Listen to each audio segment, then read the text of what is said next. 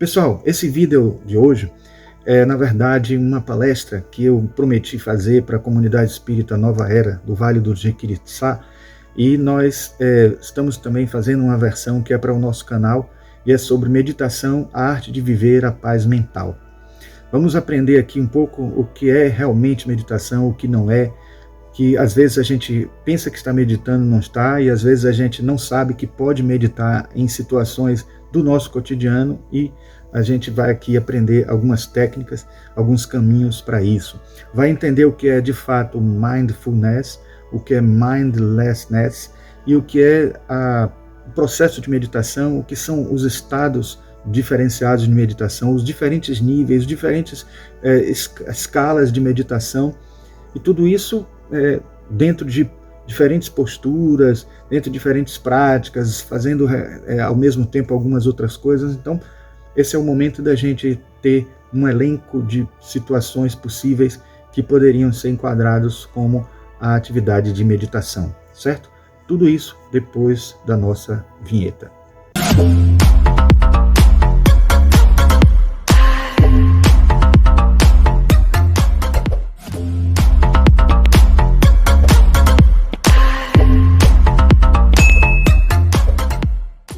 Bom, gente, eu começo a nossa fala com uma frase do Tuon Shen, que é do livro 50 Versos sobre a Natureza da Consciência, que foi escrito no século XII, né? E é o verso 45 que nós vamos mostrar agora. Quando a luz do sol brilha, ela ajuda toda a vegetação a crescer. Quando a luz da plena atenção brilha, ela transforma as formações mentais. Isso tem tudo a ver com os primeiros versos dos Yoga Sutras de Patanjali, né?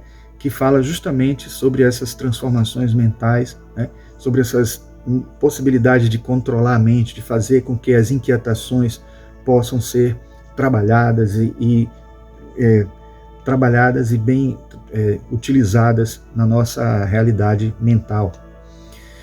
Eu trouxe aqui algumas possíveis definições de meditação de vários autores. Meditação é simplesmente a prática de focar sua atenção num objeto específico, geralmente algo simples como uma palavra ou frase, a chama de uma vela ou uma figura geométrica ou sua respiração. Então esta primeira definição de Stephen Baldjian está até no livro de Meditação para Leigos, né?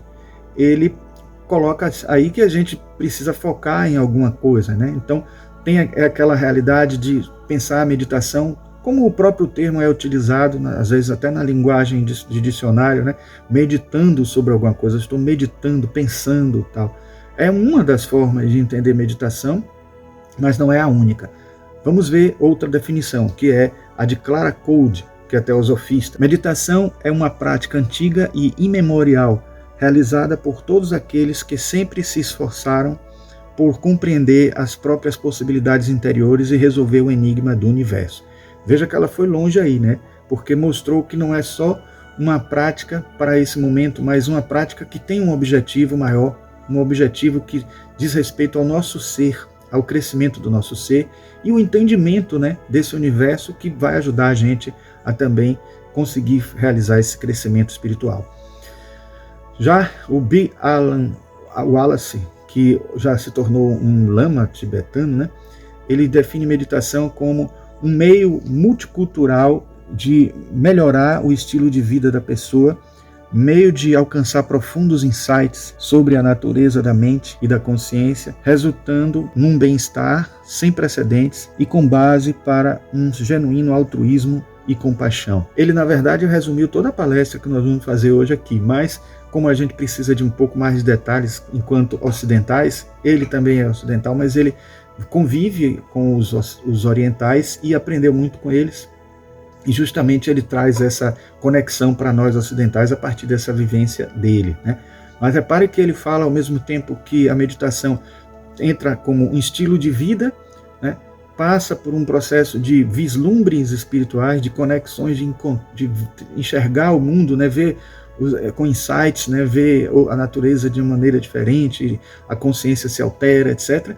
E depois ele ainda fala de resultados os resultados, os benefícios físicos e espirituais, psicológicos, mentais, que a gente vai ver tudo isso aqui. Depois nós temos aqui uma colocação fragmentada que a gente trouxe, né, de vários livros da obra de Jung, que ele também comenta sobre meditação. E ele diz que é técnica de introspecção focalizada. E em outro momento ele fala métodos para o aumento da concentração e para a consolidação da consciência com o propósito de protegê-la do inconsciente e suprimi-lo. Quando a meditação se ocupa com os produtos objetivos do inconsciente que alcançam espontaneamente a consciência, ela une a consciência com os conteúdos que procedem não de uma corrente causal consciente, mas de um processo essencial inconsciente. Então vejam que ele está aí mostrando que, a grosso modo, a meditação é uma forma de conexão do inconsciente com o consciente. E se a gente entender que o inconsciente, quer pessoal, quer coletivo de Jung, são os vários princípios, os vários corpos sutis que nós temos, né? E eles são, digamos assim, os veículos destes inconscientes, né? Poderíamos também dizer que a meditação é uma concentração cada vez mais sutil em princípios mais sutis que nós temos, né, como o astral, o mental superior, o búdico. Então, de certa maneira, é uma forma mais psicológica de dizer isso que dentro da teosofia a gente considera que é esta conexão nossa com estes estados mais sutis da nossa consciência. Também temos um teosofista aqui com uma definição que eu considero muito interessante, que é o I.K. Taimni, e ele diz o seguinte, que meditação é uma variedade de exercícios mentais adotados por pessoas que possuem um ideal espiritual de um tipo ou de outro e que querem realizar esse ideal, pelo menos até certo ponto. Não é fácil definir o propósito da meditação, já que isso depende da experiência mental, do temperamento e da evolução do indivíduo. Mas pode-se dizer que esse propósito é colocar a personalidade inferior em contato com o eu superior, tornando-a assim cada vez mais consciente da sua origem, destino e natureza divinos. Então veja que ele fala praticamente a mesma coisa de Jung com outra linguagem, porque ele já se refere aí aos nossos corpos sutis, se refere aos nossos eu mais transcendente, nosso eu superior, etc. Então vejam que isso aí já é uma forma de a gente perceber que acabam sendo definições que chegam ao mesmo resultado no final, de conclusão, mas falando de linguagem diferente. Bom, eu tenho que dizer também a vocês que não é possível falar de meditação hoje em dia sem se referir ao mindfulness. Mas muitas vezes as pessoas confundem mindfulness com meditação. Mindfulness não é sinônimo de meditação. Mindfulness é um estado de consciência aquietado, um estado mais tranquilo, um estado em que nos permite realizar uma série de funções que nós não realizamos quando estamos agitados. Poderíamos até dizer que numa linguagem mais médica e científica seria o estado alfa, e nós vamos ver até isso mais tarde, aqui hoje. E esses são os elementos, né, que poderíamos dizer que definem o que não é mindfulness. Então mindfulness não é o mesmo que meditação, não é deixar a mente em branco, não é buscar a iluminação ou afastar-se da vida, não é suprimir as emoções, não é fugir da dor, não é a autoconsciência na forma de reflexão crítica e não é a prática egoísta. Então a gente vê aí tudo que mindfulness não é. Então seria bom agora a gente saber o que é que mindfulness é. E podemos dizer que mindfulness é um monte de coisa também. Não julgar, paciência, mente de principiante, confiança, não lutar, aceitação e soltar. Repare que essas palavras já falam tudo, né? No fundo, mindfulness é liberar-se da mente compromissada, da mente que estaria, digamos assim, presa num corre-corre do dia a dia, e que se a gente pensa que esse corre-corre do dia a dia é estar atento para as coisas, é exatamente o contrário, porque a gente acaba pensando, falando e agindo com tantas coisas ao mesmo tempo que não consegue focar em uma só no que está fazendo. E mindfulness é o estado que nos permite focar em alguma coisa. E não estar com o mindfulness, ou não estar nesse estado, não faz com que a gente consiga realizar as coisas bem feitas, com efetividade, com eficiência, com objetividade. Então a gente acaba desviando e fazendo de uma maneira não muito eficaz. Existe também uma origem do que a gente pode falar de meditação também, né? Uma fonte, né? Que é dos Yoga Sutras de Patanjali. Esse livro, que tem vários autores, várias interpretações, ele fala que existem 8 membros no yoga, né? E são estes aí que vocês estão vendo.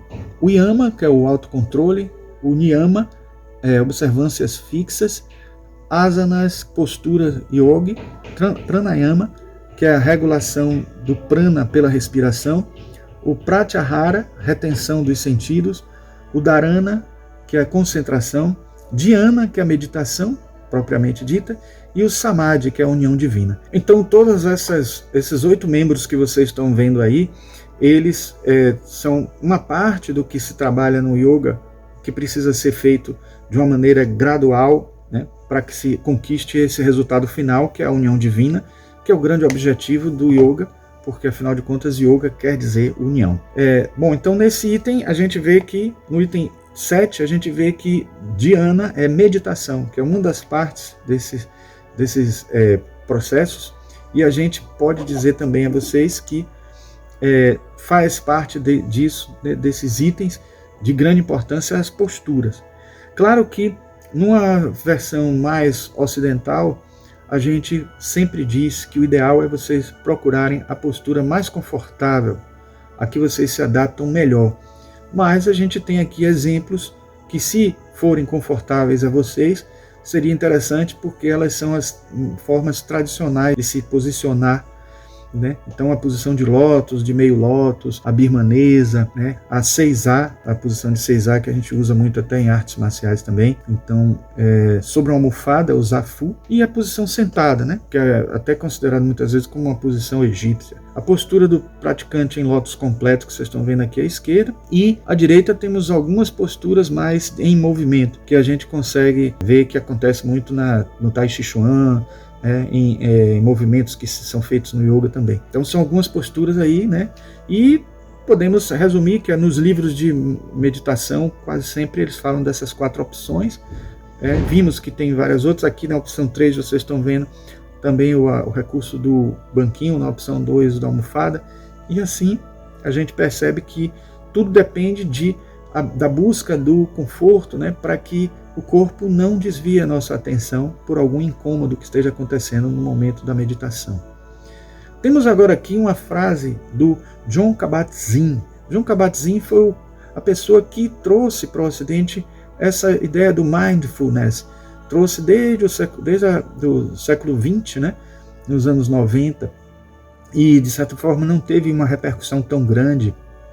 Começou a crescer, só no século XXI que ganhou uma repercussão maior, e até os livros que ele publicou, ele teve que republicar, porque passou a ser uma febre, né, e está mais apaziguando, né, de uns tempos para cá, mas a gente viu digamos assim, um modismo enorme, né, às vezes até exagerado em alguns sentidos, porque nem tudo que se falava de mindfulness era coerente, era verdadeiro.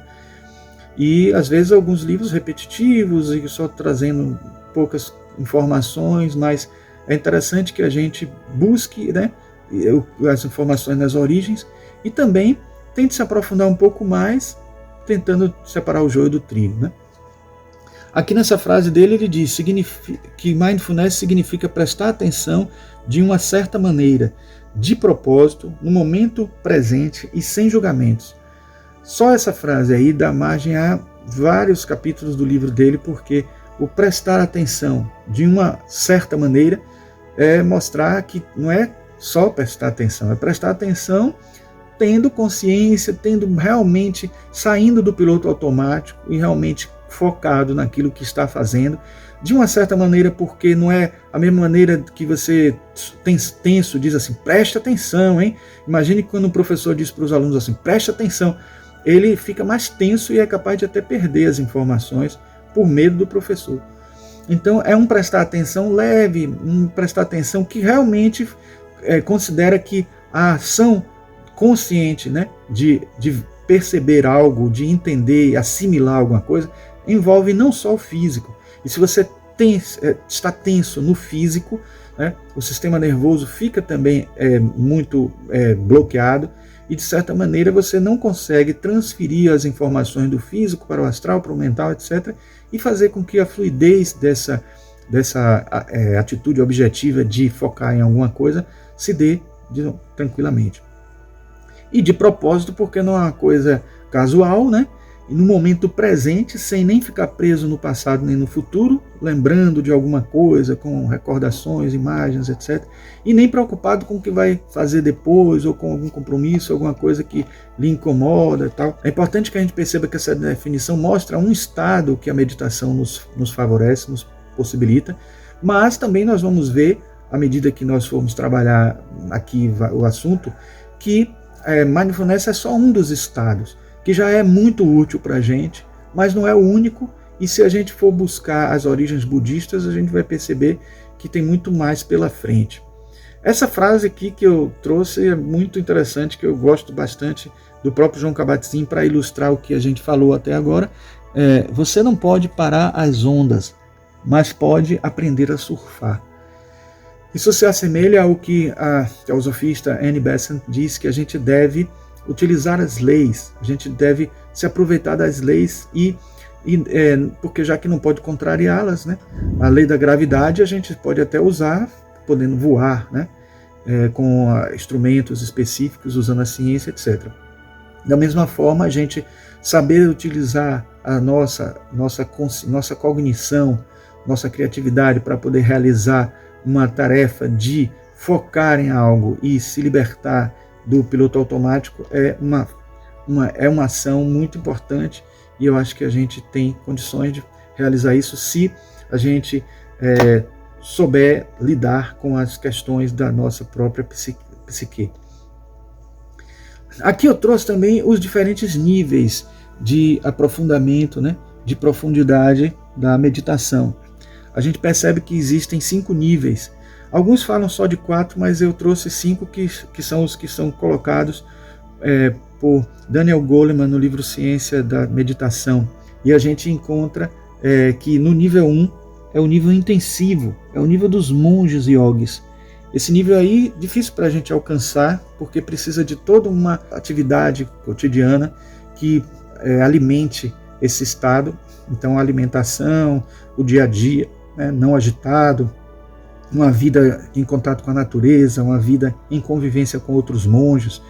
Então, realmente é necessário muito mais do que simplesmente meditações diárias ou várias no mesmo dia.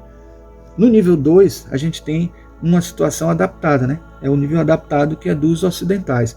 Então, sem todas essas condições que eu disse a vocês, que uma pessoa que está morando no mosteiro, na convivência com outros monges, não dispõe, né? Então, esses 2 primeiros níveis são os níveis de meditações profundas, né? Já o nível 3 é o do mindfulness, um dos mindfulness, que é o da meditação e também da meditação transcendental, porque existe um mindfulness mais profundo, né? E um mindfulness chamado At Your Desk, que é um mindfulness que é utilizado nos processos de cursos de mindfulness que você tem em 8 semanas, etc. E que eles servem até, muitas vezes, por um objetivo específico, que é eliminação do estresse, ajuda no aprendizado, na educação, né?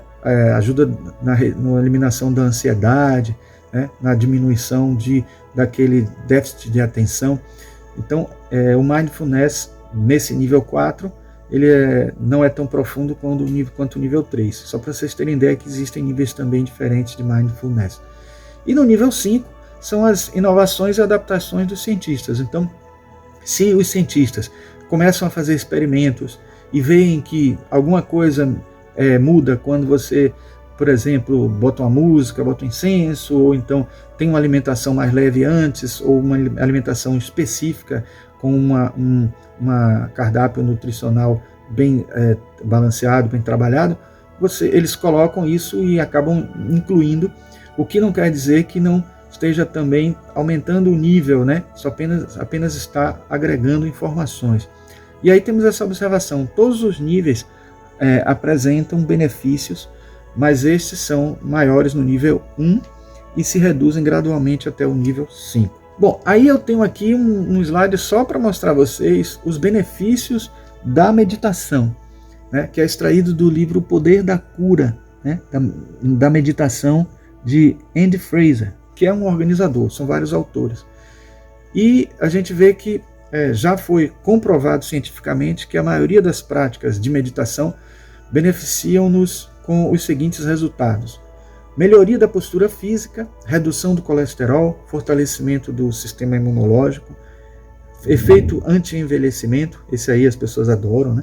Benefício para as pessoas com reumatismo, distúrbios digestivos, problemas de pele, mal de Parkinson, melhoria da atenção, da capacidade de aprendizagem, que eu já falei nesse instante, equilíbrio das emoções, diminuição dos medos, redução do estresse e das depressões, desenvolvimento da compaixão, da bondade amorosa, de outras aspirações espirituais benéficas à saúde emocional, mental e espiritual. Isso porque praticamente todos os exercícios de mindfulness têm sempre um foco, tem sempre algo a ser trabalhado, e quando é trabalhada a bondade amorosa na meditação meta, como a gente chama no budismo, a gente está focando exatamente essa bondade amorosa, e isso acaba sendo exercitado num nível que não é o cognitivo, é um nível que está acima do perceptivo, acima do cotidiano, acima da personalidade, no nível mais sutil da alma. Então é interessante que a gente, quando trabalha essas habilidades, essas condições nossas num nível mais sutil, ela é muito melhor aprendida, ela é muito melhor assimilada por nós, porque passa a vir de cima para baixo. É um aprendizado não do corpo, não da mente, do cérebro físico, etérico, mas do cérebro astral, do cérebro mental, e isso acaba sendo uma assimilação muito mais poderosa. Então é importante a gente ver agora que o mindlessness e o mindfulness são essas duas situações aí, né? O mindlessness é quando a gente está no piloto automático, no modo de fazer, né, como se estivesse andando de bicicleta, acostumado a fazer tudo, né, automaticamente, sem consciência, às vezes até deixando passar um monte de coisa, e derramando café, tropeçando, né, e porque a gente não está atento ao que está fazendo. Se está vendo o celular aí atravessando a rua, imagine o que é que pode acontecer. Então isso é um retrato muito forte do que acontece muito nos dias de hoje. Já o modo mindfulness da atenção plena é o modo ser, é o modo em que a gente está presente, a gente está naquele instante, né, no aqui e o agora, tão falado pelos budistas, e a gente não deixa passar nada porque a nossa consciência está focada. Então, os 4 fundamentos da atenção plena estão aí ditos, né, que é o Kaya, atenção plena do corpo, que é o Kayanupassana, o Vedana, atenção plena das sensações, Vedananupassana, o Chitta, que é a atenção plena dos estados mentais, Chittanupassana, e o Dhamma, que é a atenção plena nos objetos mentais, Dhammanupassana. Então a gente percebe que esses 4 estágios correspondem justamente a uma atenção voltada a um dos princípios que nós temos, né, o corpus. Eu costumo chamar de princípios, porque na teosofia a gente tem utilizado essa terminologia, porque alguns desses corpos nem podem ser considerados como corpos, porque não tem forma, né, não tem estrutura como nós conhecemos, né, densa, então seriam princípios. Então cada um desses 4 fundamentos estão associados a diferentes princípios, diferentes corpos sutis, e é importante que a gente perceba isso, porque a gente acaba entendendo de alguma maneira mais o que é que precisa ser trabalhado e como precisa ser trabalhado, ainda que seja por um caminho que a gente desconheça os detalhes, né? Então aqui já estamos vendo, né, que dentro da versão espírita, o corpo físico, o perispírito, o corpo mental são diferentes focos que poderão ser feitos. Ou também, ainda não esquecendo do espírito ou a mônada, né, que quando encarnado é chamado de alma dentro da doutrina espírita. E aí temos aqui essa frase: nossa consciência pode ser comparada ao sistema Windows. Se temos muitas janelas abertas, ele trabalha mais lentamente, atinge o nível burning out.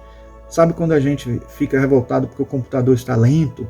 É mais ou menos o que acontece com a gente quando a gente deixa muitas janelas abertas, quando a gente não está focado, está utilizando a mente de uma maneira dispersiva, né? Sem prestar atenção nas coisas que estão acontecendo com a gente naquele momento. Como eu disse a vocês, o budismo ele tem um aprofundamento maior, porque o mindfulness nasceu do budismo, mas tem muito mais do que o budismo tem muito mais do que o que traz, né, o conceito de mindfulness.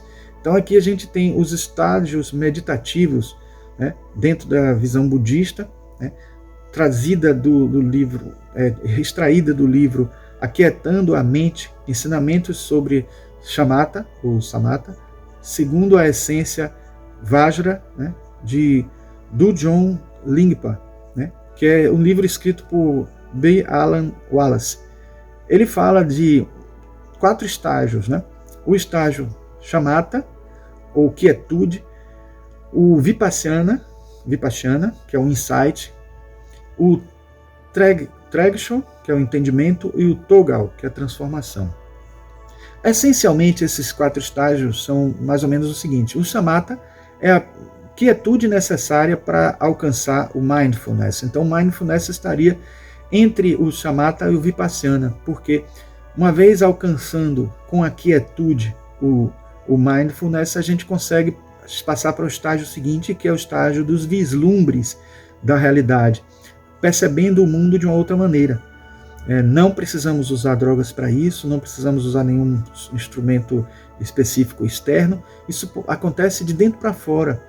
Então são os insights, os vislumbres que fazem a pessoa se transformar e a pessoa começar a perceber o seu eu mais sutil. Então a meditação vipassana é a meditação que foca nas coisas já a partir desta outra visão, desta outra forma de ver o mundo. O tragsho já é um entendimento maior, então é quando a gente reúne todas essas experiências de vislumbres e passa a compreender mais do que simplesmente o que está acontecendo conosco no mundo físico, né? Conseguimos entender mais os outros mundos, e o togal é quando a gente alcança o nível mais sutil e a gente consegue processar a transformação espiritual. Então repare como esses 4 estágios são importantíssimos para a gente perceber que o mindfulness está somente aí entre 1 e o 2, e que a meditação shamatha é uma meditação que produz o mindfulness.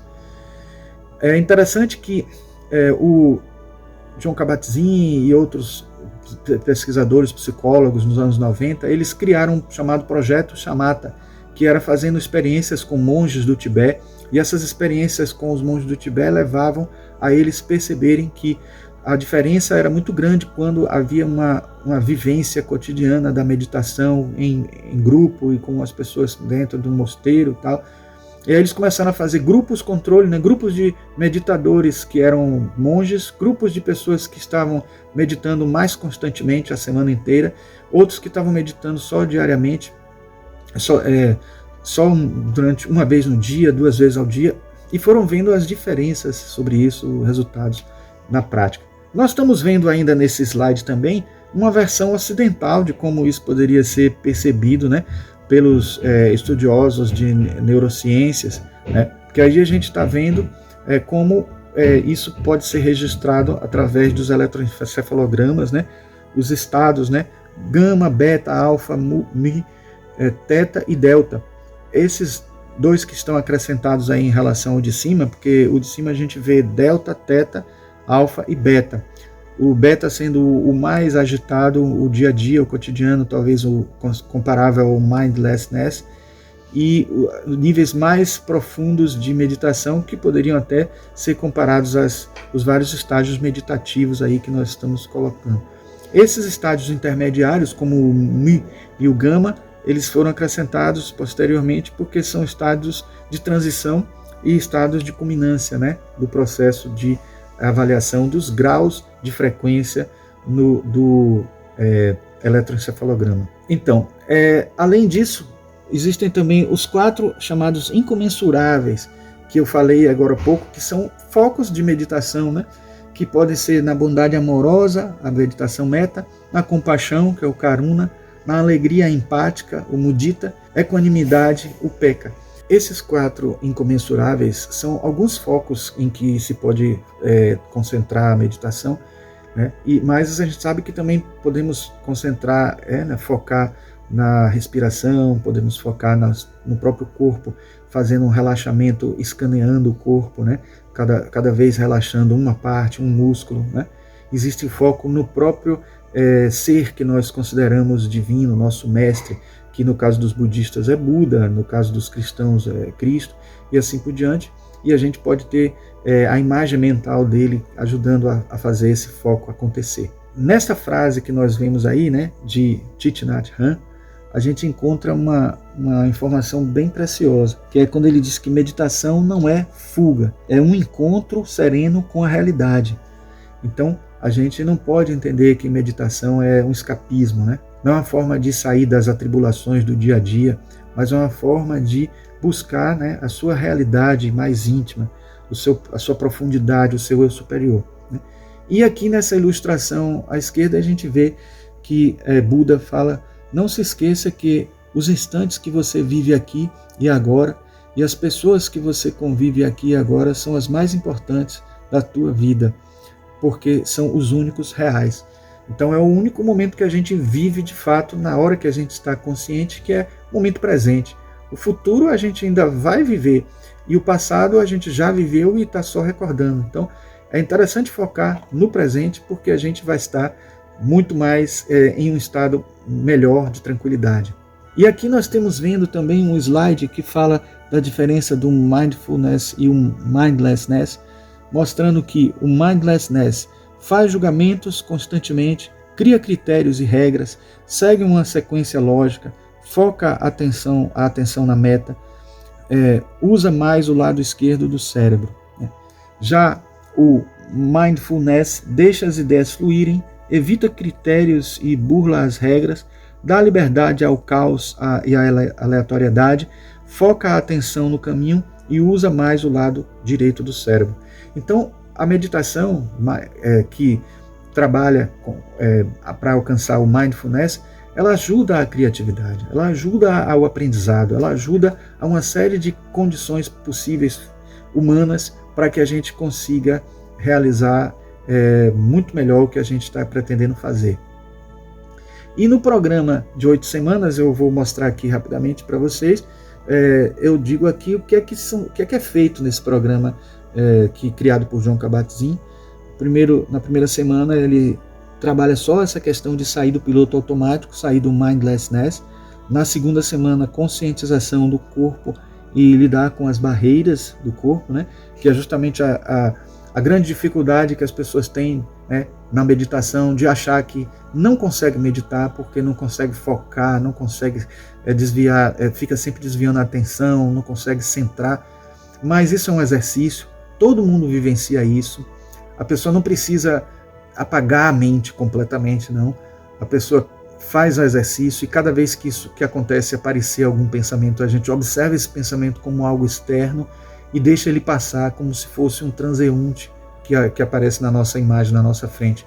Então, o processo de meditação é gradual e ninguém consegue assim da noite para o dia, mas também, por outro lado, não é nada difícil, tão difícil que uma pessoa não consiga, né? Mesmo a pessoa mais desatenta, mesmo a pessoa que tem uma mente mais inquieta, ela consegue melhorar de um nível para o outro. E se ela conseguir uma variação mínima que seja, já faz uma diferença enorme como resultado, tanto psicológico como fisiológico. A terceira semana é focada em atentar-se para o movimento, né?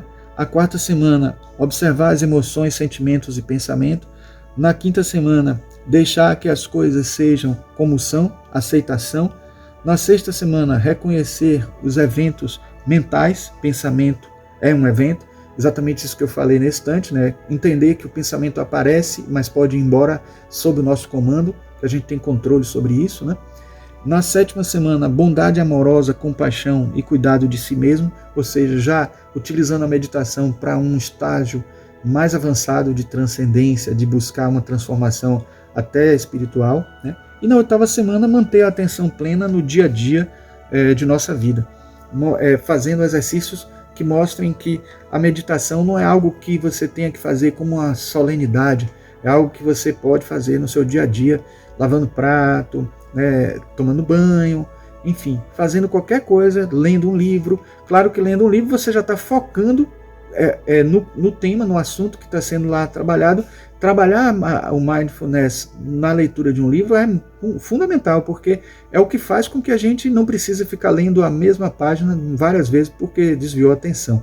Então isso é uma grande prova de que está conseguindo realmente alcançar esse controle mental. Existe no programa de Jon Kabat-Zinn várias vertentes, né, a essas consiglas aí, né, MBSR, que é a meditação de redução de estresse baseada em mindfulness, a MBCT, que é terapia cognitiva baseada em mindfulness, o MBPC, que é parto e criação baseado em mindfulness, o MBRP, prevenção de recaída baseada em mindfulness, MBEAT, terapia de consciência alimentar baseada em mindfulness, MBSPE, melhoria da performance esportiva baseada em mindfulness, MBWE, que é educação para o bem-estar baseado em mindfulness. Então veja que tudo isso pode ser beneficiado e tem programas já estruturados para isso, né, focado nesse tipo de situação.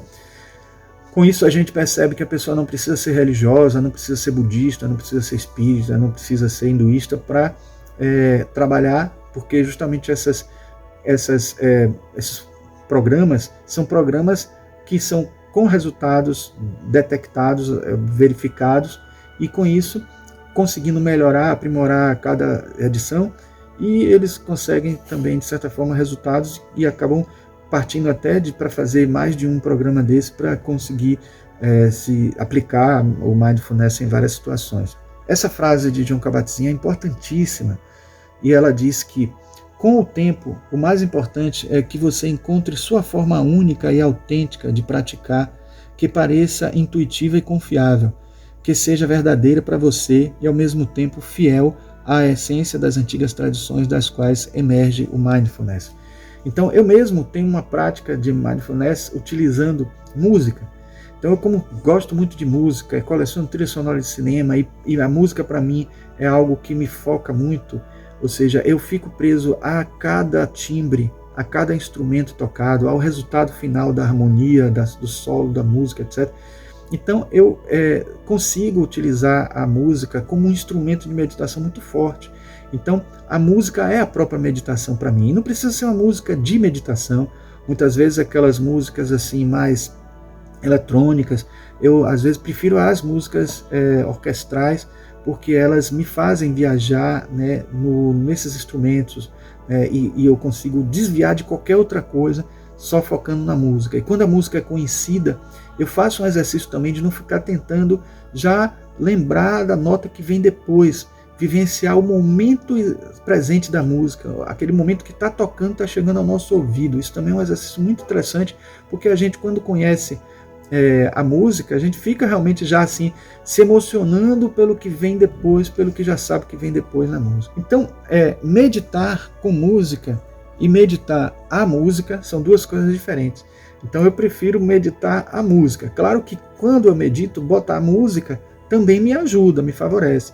Para alguns estudiosos de música mesmo, né, os próprios músicos e as pessoas que fazem música como formação, é curioso que para eles música talvez nem ajude a meditação, porque eles vão ficar tão presos em alguns momentos até o timbre ou alguma coisa, ou presos em que nota está sendo tocada, em que tom, e acabam desviando um pouco a atenção.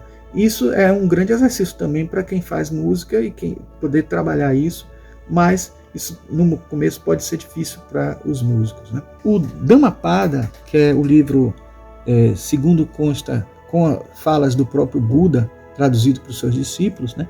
A Senda da Virtude, ou o Caminho da Lei, diz o seguinte: tudo que somos é resultado do que pensamos no passado.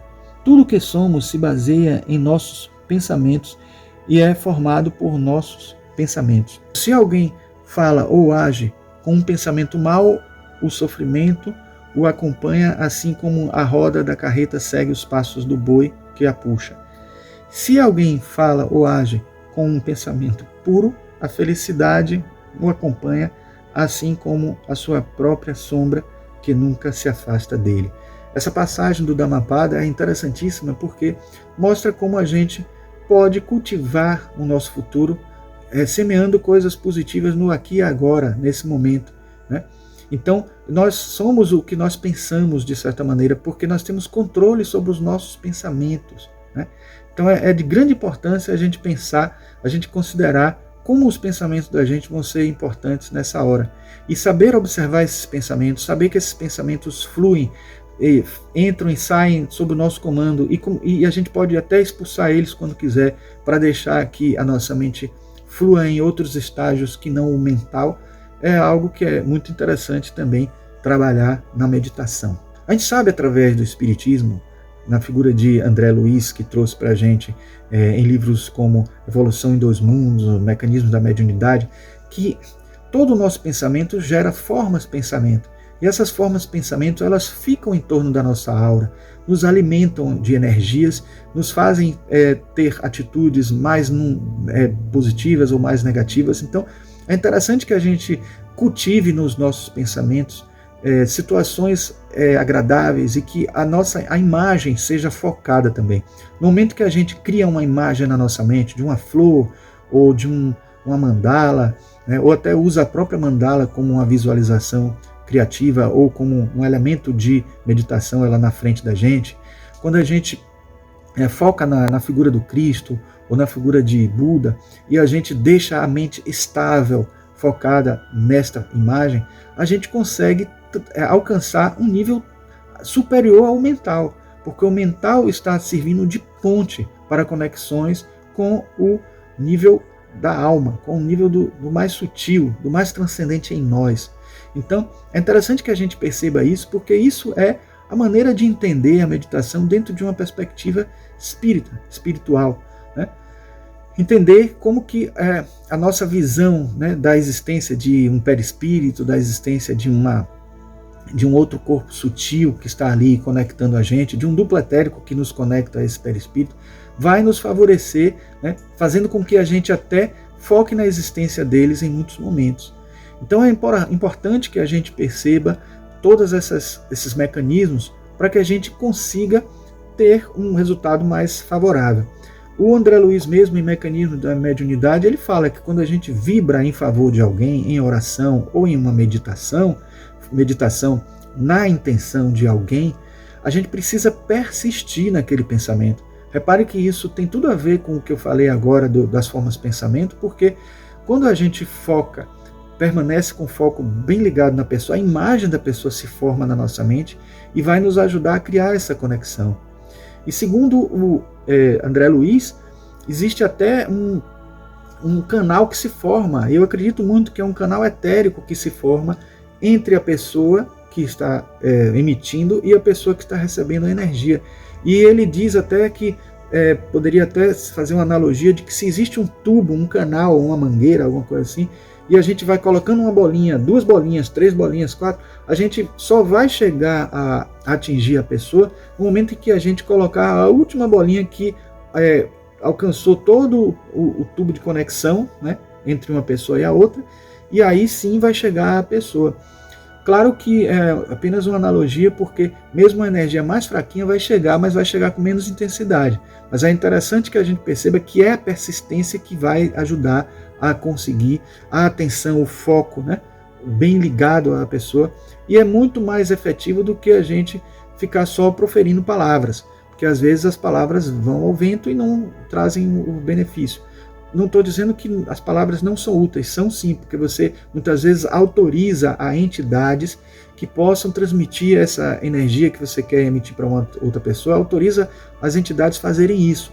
E isso é uma coisa muito eficaz, porque às vezes pedir a Deus pela pessoa pode ser, ao mesmo tempo, um significado que você está querendo doar sua energia, né? Então a gente está sendo muito mais objetivo quando a gente diz isso diretamente. É óbvio que Deus sabe tudo que nós precisamos, mas Ele, como deixa a gente numa escola da vida, né, no processo de aprendizado por livre-arbítrio, ele também depende da autorização que a pessoa dá, né, para poder as energias chegarem a ela. Essa autorização que é inconsciente, porque nada mais é do que a própria aceitação dessas energias, a aceitação de Deus dentro dela, que vai permitir que essas energias cheguem, né?